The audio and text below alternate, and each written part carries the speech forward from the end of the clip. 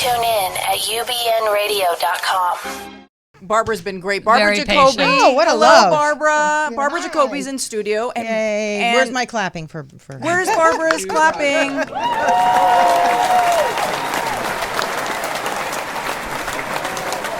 So that was my mom. She's very loud in her applause. Yes, she's very good. So, I've never met Barbara before. I met Barbara on Twitter. That's how I know Barbara. I love that. I know. Yeah. And Twitter stalker.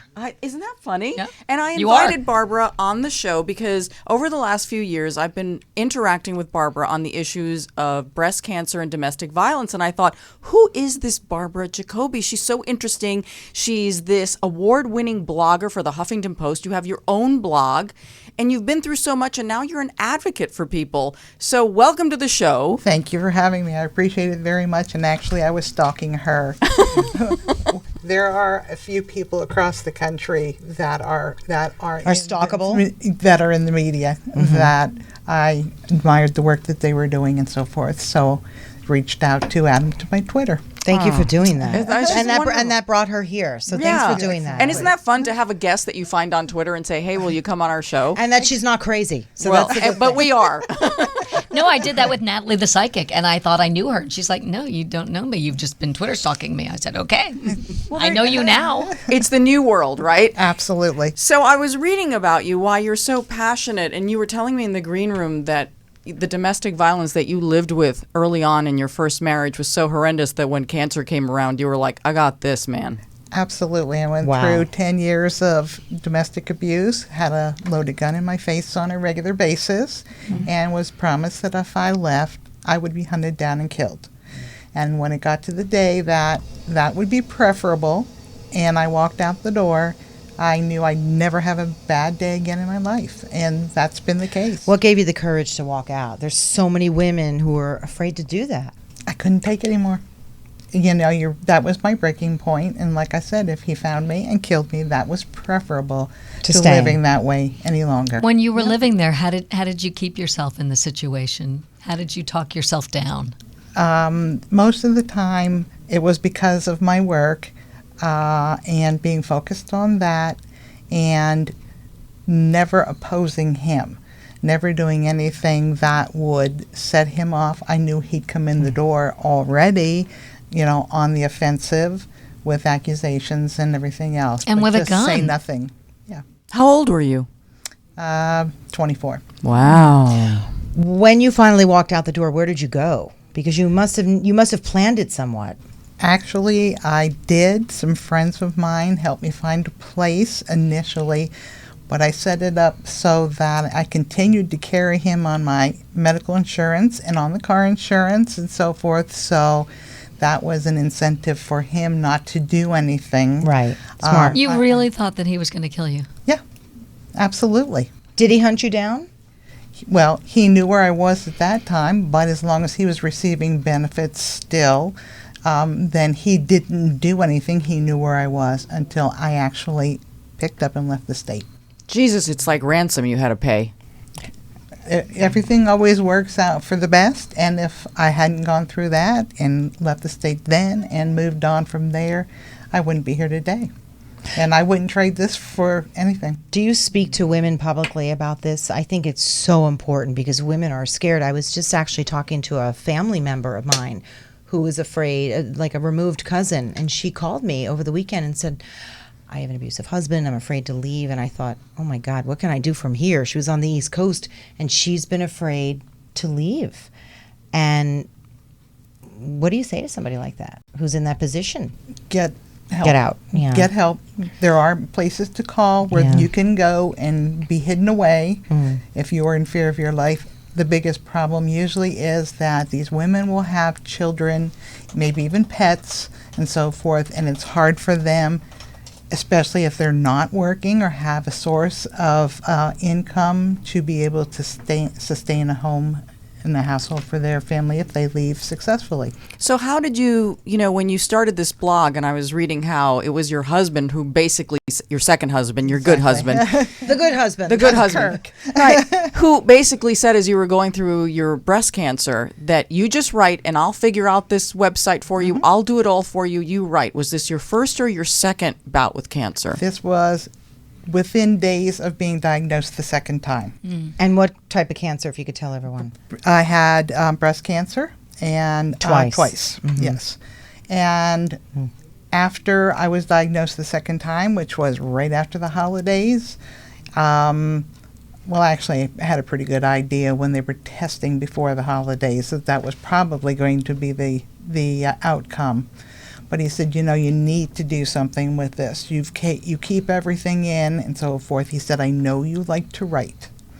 So he set up the whole thing, and I started with a blog in January of 2008, and about basically nothing. I just wrote whatever I was thinking about. Every Sunday I posted a blog, and the first time that I wrote about cancer and got a response back from a woman. That was everything. It was. It changed the whole tide, because at that time it was basically MySpace and the beginning of Twitter and Facebook that were taking off.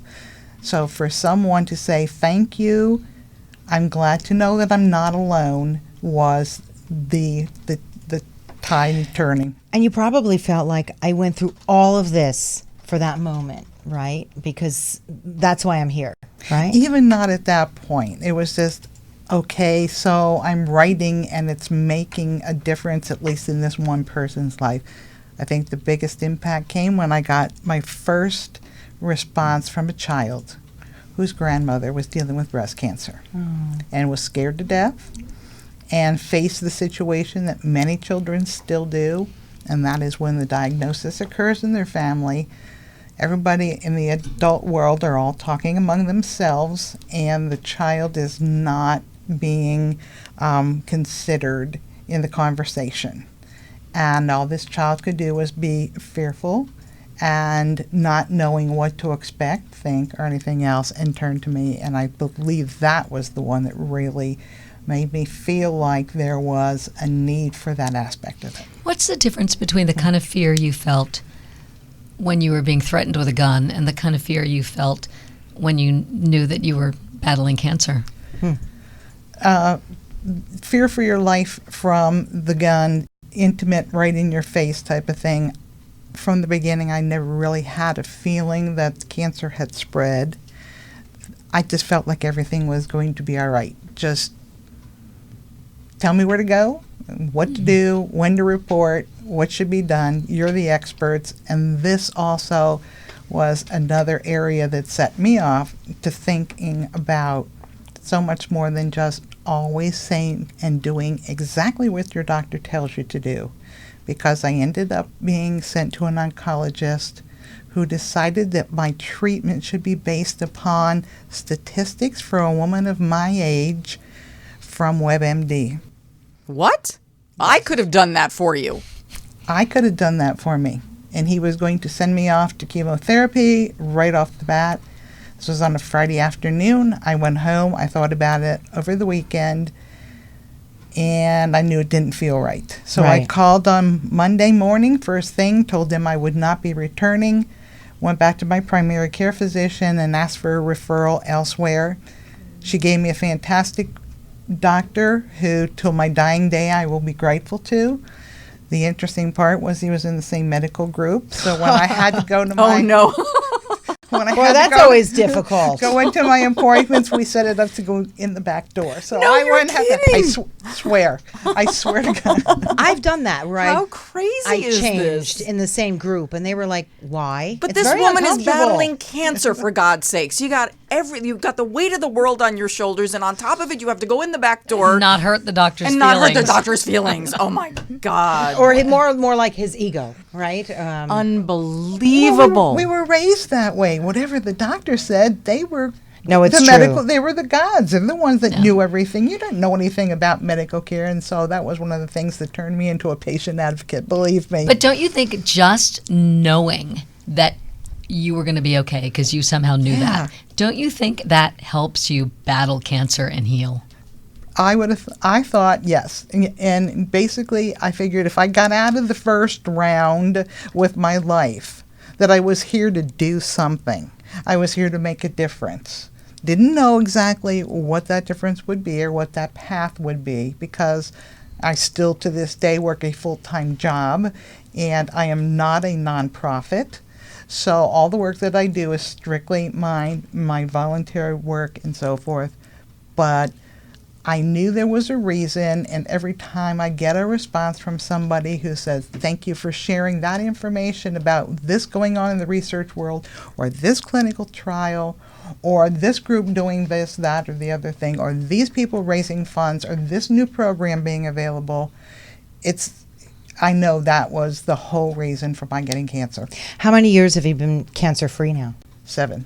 Oh, it's wonderful. Just got checked about a month ago. Oh, that's wonderful. Yeah. So, Barbara, when your blog started to take off, and you entered into a realm of social media which is occupied by a bunch of young kids, I'm curious as to how you felt in this forum and how you've risen and distinguished your blog and yourself in this forum and in this medium.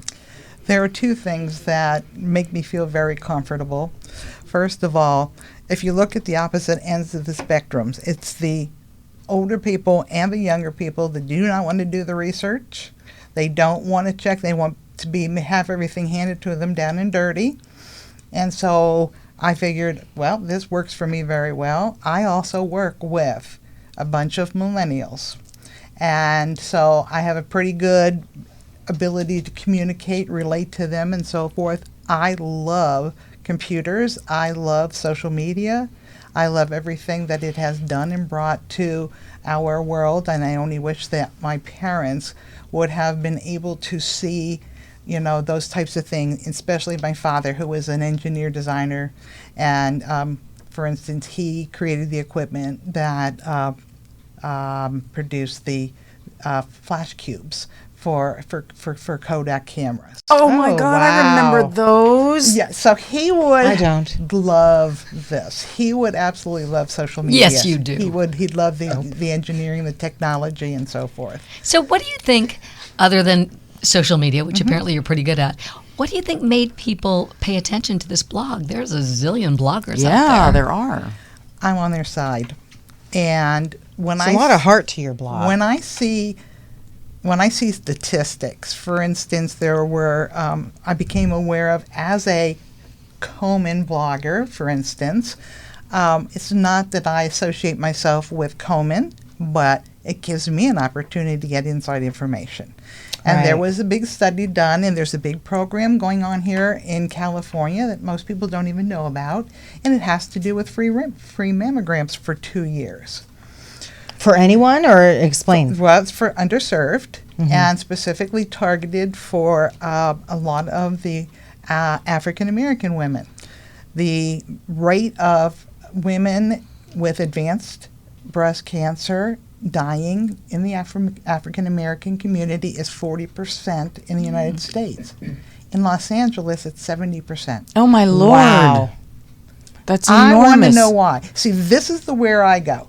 I want to know why. Why? Do we have any idea? Well, they're not getting the care. They're not even getting a mammogram, right? They're not, but why are not? Right, Why why are they not? It's because there's what is known as the digital divide. They do not have access to any information through social media because they don't They're not have on social media. they don't have electronic equipment. Some of them don't even have so much as a cell phone. Nobody is getting the message to them to let them know about these programs that are available and how they can access that and the help and so forth. So that is my next initiative. And I've already been working on a program that I'm hoping to get funding to sponsor so that that information can be, a lot of these women are single moms.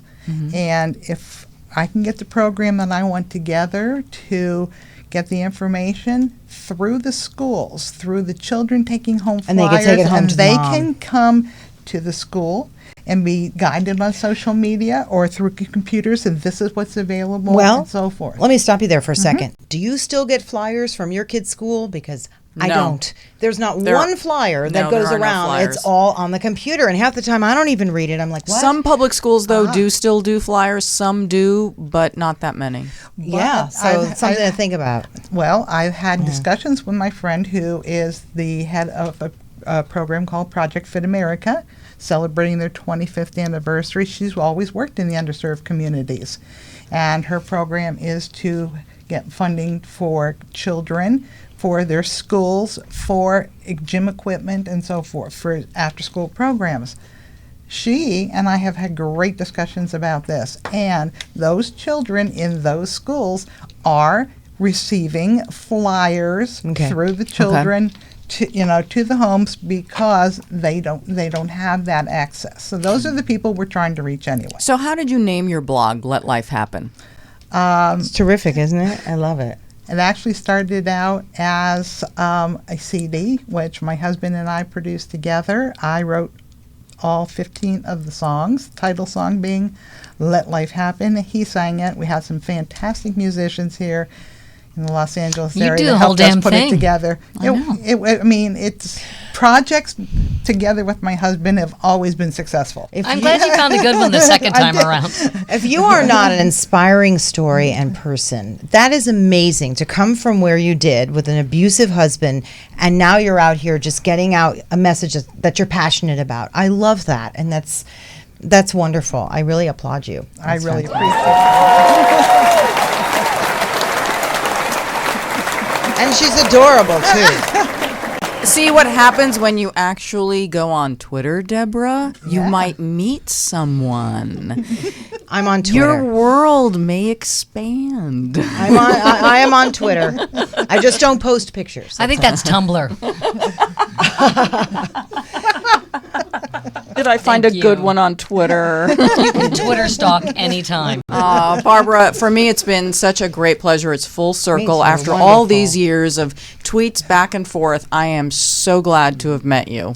Well, you have touched my heart. That was the reason why I loved the work that you were doing, and I knew and checked out what you were doing along with Dorothy. And I'm